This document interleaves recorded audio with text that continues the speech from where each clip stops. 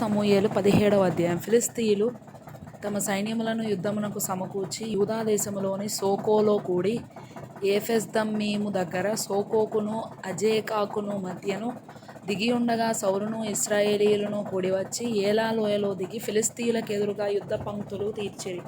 ఫిలిష్తీయులు ఆ తట్టు పర్వతం మీదను ఇశ్రాయేలీయులు ఈ తట్టు పర్వతం మీదను నిలిచియుండగా ఉభయుల మధ్యను ఒక లోయ ఉండెను.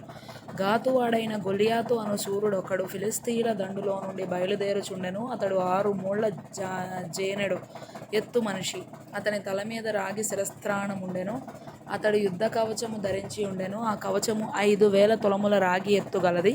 మరియు అతని కాళ్లకు రాగి కవచమును అతని భుజముల మధ్యను రాగి బల్లెమొకటి ఉండెను. అతని ఈటెకర్ర నేతగాని దోనె అంత పెద్దది. మరియు అతని ఈటె కొన 600 తులముల ఇనుము ఎత్తు గలది. ఒకడు డాలును మోయుచు అతని ముందర పోవుచుండెను. అతడు నిలిచి ఇశ్రాయేలీల దండు వారిని పిలిచి, యుద్ధ పంక్తులు తీర్చుటకై మీరెందుకు బయలుదేరి వచ్చితిరి? నేను ఫిలిష్తీయుడను కానా? మీరు సౌలు దాసులు కారా? మీ పక్షముగా ఒకనిని ఏర్పరచుకొని అతని నా యొద్దకు పంపుడి.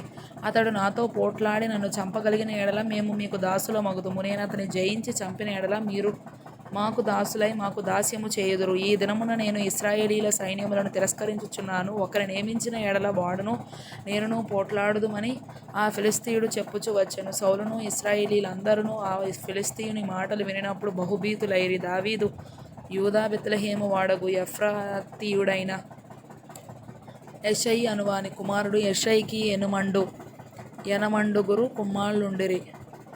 అతడు సౌలు కాలమందు జనులలో ముసలివాడై ఉండెను. అయితే యెషై యొక్క 3 పెద్ద కుమారులు యుద్ధమునకు సౌలు వెంటను పోయి ఉండిరి. యుద్ధమునకు పోయిన అతని 3 కుమారుల పేరులు ఏవనగా, జ్యేష్ఠుడు ఏలీయాబు, రెండవవాడు అబీనాదాబు, మూడవవాడు షమ్మా. దావీదు కనిష్ఠుడు. పెద్దవారైన 3 సౌలు వెంటను పోయి ఉండిరి గాని దావీదు బెత్లెహేములో తన తండ్రి గొర్రెలను మేపుచు సౌలునొద్దకు తిరిగి పోవచ్చు వచ్చుచూ నుండెను. ఆ ఫిలిష్తీయుడు ఉదయమునను సాయంత్రమునను బయలుదేరుచు 40 దినములు తన్ను తాను అగరుపరచుకొనుచు వచ్చెను. యెషై తన కుమారుడైన దావీదును పిలిచి, నీ సహోదరుల కొరకు వేయించిన ఈ గోధుమలలో 1 తూమెడును ఈ 10 రొట్టెలను తీసుకొని దండులోనున్న నీ సహోదరుల దగ్గరకు త్వరగా పొమ్ము. మరియు ఈ 10 జున్నుగడ్డలు తీసుకొని పోయి వారి సహస్రాధిపతికిమ్ము. నీ సహోదరులు క్షేమముగా ఉన్నారో లేదో సంగతి తెలుసుకొని వారి యొద్ద నుండి ఆనవాలొకటిని తీసుకొని రమ్మని చెప్పి పంపివేశెను. సౌలును వారును ఇశ్రాయేలీలందరూ ఏలా లోయలో ఫిలిష్తీయులతో యుద్ధము చేయుచుండగా దావీదు ఉదయమున లేచి ఒక కాపరికి గొర్రెలను అప్పగించి ఆ వస్తువులను తీసుకొని యెషై తనకిచ్చిన ఆజ్ఞ చొప్పున ప్రయాణమైపోయెను. అయితే అతడు కందకమునకు వచ్చునప్పటికీ వారును వీరును పంక్తులుగా తీరి జయము జయమని అరచుచు యుద్ధమునకు సాగుచుండిరి. సైన్యమునకు ఎదురై ఇశ్రాయేలీయులను ఫిలిష్తీయులను యుద్ధ సన్నద్ధులై బయలుదేరుచుండిరి. దావీదు తాను తెచ్చిన వస్తువులను సామగ్రిని కనిపెట్టు వాని వశము చేసి పరిగెత్తిపోయి సైన్యములో చొచ్చి కుశల ప్రశ్నలు తన సహోదరులను అడిగెను. అతడు వారితో మాటలాడుచుండగా గాతు ఫిలిష్తీయుడైన గొలియాతు అను శూరుడు ఫిలిష్తీయుల సైన్యములో నుండి వచ్చి పై చెప్పిన మాటల చొప్పున పలకగా దావీదు వినెను. ఇశ్రాయేలీలందరూ ఆ మనుషుని చూచి మిక్కిలి భయపడి వాని ఎదుట నుండి పారిపోగా ఇశ్రాయేలీలలో ఒకడు వచ్చుచున్న ఆ మనిషిని చూచితిరే, నిజముగా ఇశ్రాయేలీలను తిరస్కరించుటకై వాడు బయలుదేరుచున్నాడు. వానిని చంపిన వానికి రాజు బహుగా ఐశ్వర్యము కలుగజేసి తన కుమార్తెనిచ్చి పెండ్లి చేసి వాని తండ్రి ఇంటి వారిని ఇశ్రాయేలీయులలో స్వతంత్రులుగా చేయు అనగా దావీదు జీవముగల దేవుని సైన్యములను తిరస్కరించుటకు ఈ సున్నతి లేని ఫిలిష్తీయుడు ఎంతటివాడు? వాని చంపి ఇశ్రాయేలీల నుండి ఈ నింద తొలగించిన వానికి బహుమతి యేసుని తన యొద్ద నిలిచిన వారిని అడగగా జనులు వాని చంపిన వానికి ఇట్లిట్లు చేయబడునని అతనికి ఉత్తరమిచ్చిరి. అతడు వారితో మాటలాడినది అతని పెద్దన్నయగు ఏలీయాబునకు వినబడగా ఏలీయాబునకు దావీదు మీద కోపము వచ్చి అతనితో, నీవిక్కడకెందుకు వచ్చితివి? అరణ్యములోని ఆ చిన్న గొర్రె మందను ఎవరి వశము చేసితివి? నీ గర్వమును నీ హృదయపు చెడుతనమును నేనెరుగుదును. యుద్ధము చూచుటకే గదా నీవు వచ్చితివనెను. అందుకు దావీదు, నేనేమి చేసితిని? మాట మాత్రం పలికితినని చెప్పి అతని యొద్ద నుండి తొలగి తిరిగి మరి ఒకని ఆ ప్రకారమే అడగగా జనులు వానికి అదే ప్రకారం ప్రత్యుత్తరమిచ్చిరి. దావీదు చెప్పిన మాటలు నలుగురికిని తెలియగా జనులు ఆ సంగతి సౌలుతో తెలియజెప్పిరి గనుక అతడు దావీదును పిలువనంపెను. ఈ ఫిలిష్తీయుని బట్టి ఎవరి మనస్సును కృంగనిమిత్తము లేదు. మీ దాసుడనైన నేను వానితో పోట్లాడుదునని దావీదు సౌలుతో అనగా, సౌలు ఈ ఫిలిష్తీయుని ఎదుర్కొని వానితో పోట్లాడుటకు నీకు బలము చాలదు, నీవు బాలుడవు, వాడు బాల్యము నుండి యుద్ధాభ్యాసము చేసిన వాడని దావీదుతో అనెను. అందుకు దావీదు సౌలుతో ఇట్లనెను, మీ దాసుడనైన నేను నా తండ్రి యొక్క గొర్రెలను కాయుచుండ సింహమును ఎలుగుబంటియును వచ్చి మందలో నుండి ఒక గొర్రెపిల్లను ఎత్తుకొని పోవుచుండగా నేను దానిని తరిమి చంపి దాని నోట నుండి ఆ గొర్రెను విడిపించితిని. అది నా మీదికి రాగా దాని గడ్డం పట్టుకొని దానిని కొట్టి చంపితిని. మీ దాసుడనైన నేను ఆ సింహమును ఎలుగుబంటిని చంపితినే. జీవముగల దేవుని సైన్యములను తిరస్కరించిన ఈ సున్నతి లేని ఫిలిష్తీయుడు వాటిలో ఒకదాని వలె అగుననియు, సింహము యొక్క బలము నుండియో ఎలుగుబంటి యొక్క బలము నుండియో నన్ను రక్షించిన యెహోవా ఈ ఫిలిష్తీయుని చేతిలో నుండి కూడాను నన్ను విడిపించుననియు చెప్పాను. అందుకు సౌలు, పొమ్ము, యెహోవా నీకు తోడుగా నుండును గాక అని దావీదుతో అనెను.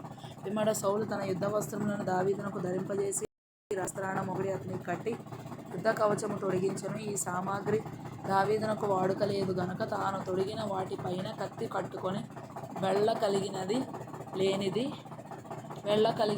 లేనిది చూచుకొనిన తరువాత దావీదు, ఇవి నాకు వాడుక లేదు, వీటితో నేను వెళ్ళలేనని సౌలుతో చెప్పి వాటిని తీసివేసి తన కర్ర చేత పట్టుకొని ఏటి లోయలో నుండి 5 నున్నని రాళ్లను ఏరుకొని తన యొద్దనున్న చిక్కములో నుంచుకొని వడిసెల చేత పట్టుకొని ఆ ఫిలిష్తీయుని చేరువకు పోయెను. డాలు మోయివాడు తనకు ముందు నడవగా ఆ ఫిలిష్తీయుడు బయలుదేరి దావీదు దగ్గరకు వచ్చి చుట్టూ పారచూచి దావీదును కనుగొని అతడు బాలుడై ఎర్రటి వాడును రూపసియునై ఉండుట చూచి అతని తృణీకరించెను. ఫిలిష్తీయుడు కర్ర తీసుకొని, నీవు నా మీదికి వచ్చుచున్నావే, నేను కుక్కనా అని దావీదుతో చెప్పి తన దేవతల పేరట దావీదును శపించెను.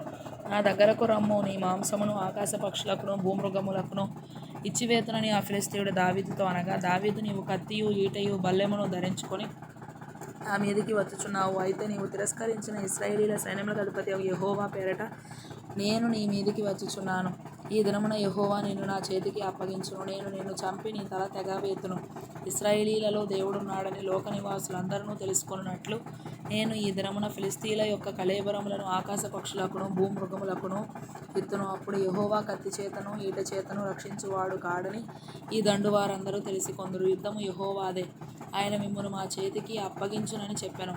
ఆ ఫిలిష్తీయుడు లేచి దావీదును కలియుటకై అతనికి ఎదురుపోగా దావీదు వారిని ఎదుర్కొనుటకు సైన్యము తట్టు త్వరగా పరిగెత్తిపోయి తన సంచిలో చెయ్యి వేసి అందులో నుండి రాయి ఒకటి తీసి వడిసెలతో విసరి ఆ ఫిలిష్తీయుని నుదుట కొట్టెను. ఆ రాయి వాని నుదురు చొచ్చినందున వాడు నేలను బోర్లపడెను. దావీదు ఫిలిష్తీయుని కంటే బలాఢ్యుడై ఖడ్గము లేకయే వడిసెలతోనూ రాతితోనూ ఆ ఫిలిష్తీయుని కొట్టి చంపెను. వాడు బోర్ల పడగా దావీదు పరిగెత్తిపోయి ఫిలిష్తీయుని మీద నిలుచుండి వాని కత్తి వరదూసి దానితో వాని చంపి వాని తలను తెగవేసెను. ఫిలిష్తీయులు తమ సూర్యుడు చచ్చుట చూచి పారిపోయిరి. అప్పుడు ఇశ్రాయేలు వారును యూదావారును లేచి జయము జయమని అరచుచు లోయ వరకును షరాయిము ఎక్రోను వరకును ఫిలిష్తీయులను తరుమగా ఫిలిష్తీయులు హతులై షరాయిము ఎక్రోను మార్గమున గాతు ఎక్రోను అను పట్టణముల వరకు కూలిరి. అప్పుడు ఇశ్రాయేలీయులు ఫిలిష్తీయులను తరుముట